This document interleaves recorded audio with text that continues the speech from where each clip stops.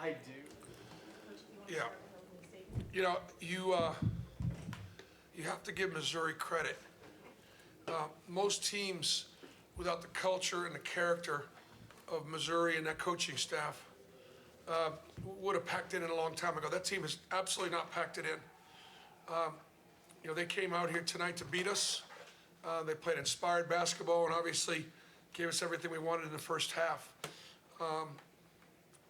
And so I can't say enough about continue to watch those guys over and over again all year long and going, my goodness gracious, they're in every game, and they were in our game.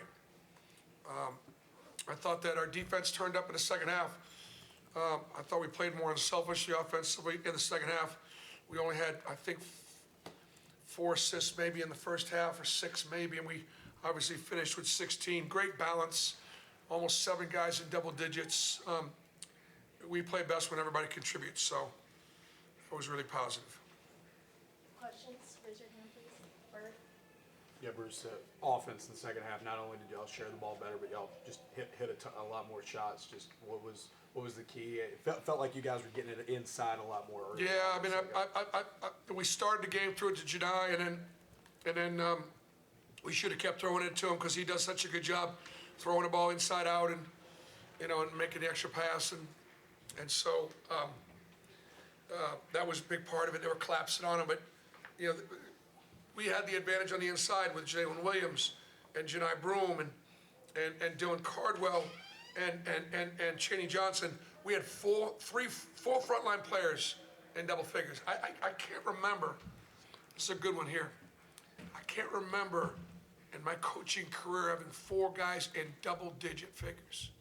That's crazy. So, but we had the advantage in the front line. They had a great. Their backcourt's really strong, and we obviously took advantage. Yeah, Aiden and Trey, you get 3 threes from Trey. Aiden has, I think, 5 assists, no turnovers. You've talked a lot about the point guard play. Obviously, you feel like both those guys stepped up tonight. Yeah, it was great. I thought Aiden played great. I thought he ran the club really well. I thought he made good decisions. He sat down and guarded. It is hard to guard Missouri's guards.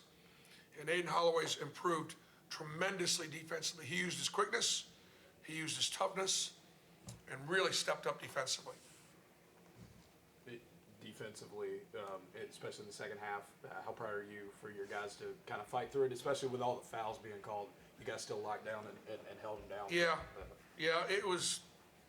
We were trying to defend without fouling. It's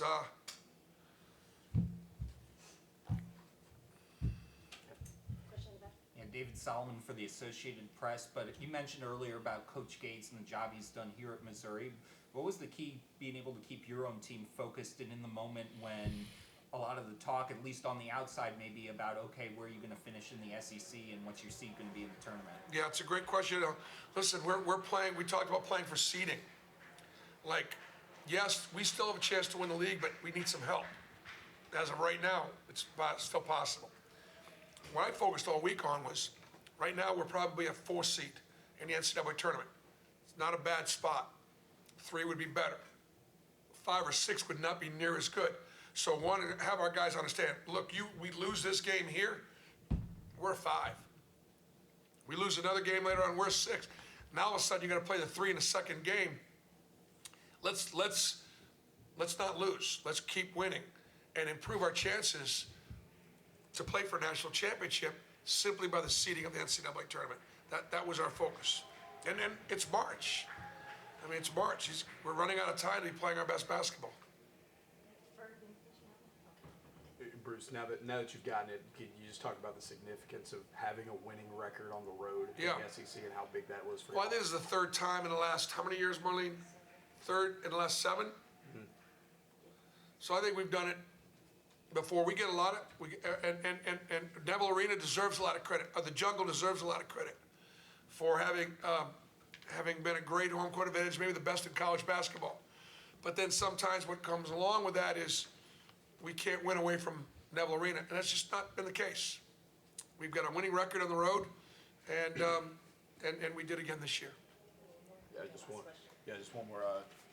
This is the first time in 30 years that Auburn has had 4 100-point games. Y'all almost had another one when y'all had 99. So what does that say about your offense and just when things start clicking, when what y'all are capable of? Well, I mean, obviously, we're getting really good looks, and again, the difference in the second half was spacing, sharing the ball, and obviously Missouri was a little fatigued. It's hard to score early in games when the opponent is fresh and furious. Thanks, guys. Thanks, PP. Okay.